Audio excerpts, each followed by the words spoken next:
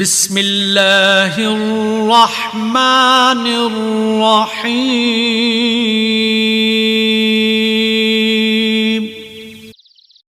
السلام علیکم ورحمۃ اللہ وبرکاتہ۔ پیارے احباب گرامی، آج کی اس ویڈیو میں ہم آپ کو اس ٹاپک میں بتائیں گے کہ اللہ اور اللہ کے حبیب نے قیامت کی کون سی نشانیاں بتائی ہیں اور یہ قیامت کب نازل ہوگی اور یہ قیامت کا ہولناک دن کیسا رہے گا۔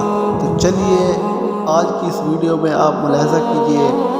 بسم اللہ الرحمن الرحیم۔ اللہم صلی علی سیدنا محمد وعلی آل سیدنا محمد وبارک وسلم صلی علیہ۔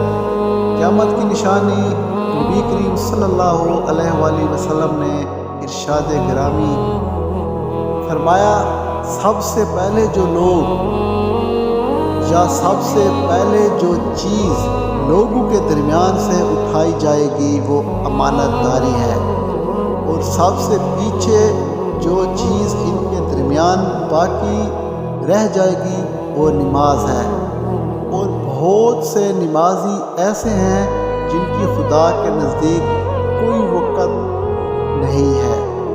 قرب قیامت کی نشانی جب عہد نااہلوں کے سپرد کر دیے جائیں گے۔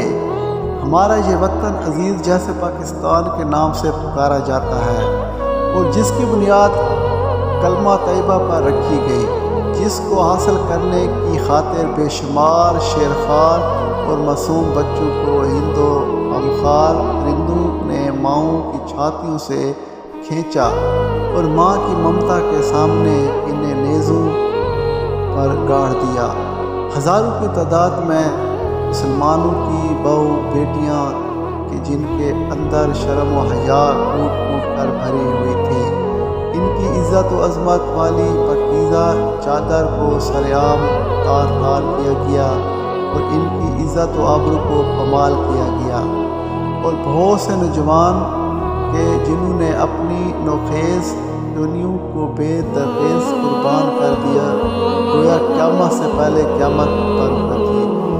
آخر ایسا کیوں ہوا؟ یقیناً یہ سب کچھ اس لیے برداشت کیا گیا کہ ہمارا ایک الگ وطن ہونا چاہیے کہ جس میں انصاف کا ترازو قائم کیا جائے اور حکم الہی کے مطابق قوانین کو نافذ کیا جائے۔ ہر حق والے کو اس کا حق اور امانت والے کو اس کی امانت دی جائے، تاکہ ہر مسلمان کی عزت و آبرو محفوظ رہے۔ ہونا تو اسی طرح چاہیے، لیکن آج کل کے ماحول میں اس طرح نہیں ہو رہا پاکستان میں۔ افسوس کہ آج یہ سب امیدیں ایک خواب بن کر رہ گئی ہیں، اور معاملہ اس حد تک بگڑ چکا ہے کہ جس کی لاٹھی اس کی بھینس۔ ہمارے اس ملک میں کہ جس کی بنیاد کلمہ طیبہ پر رکھی گئی، اس میں نہ ہی کوئی قانون اور نہ ہی کسی قسم کا عدل و انصاف ہے۔ حضرت ابو ہریرہ رضی اللہ تعالیٰ عنہ سے روایت ہے کہ نبی کریم صلی اللہ علیہ وسلم نے فرمایا کہ قیامت کے دن سب سے پہلے حضرت آدم علیہ السلام کو پکارا جائے گا، پھر ان کی نسل ان کو دیکھے گی تو کہا جائے گا کہ تمہارے بزرگ دادا آدم ہیں۔ پکارنے پر وہ کہیں گے کہ لبیک وصدق۔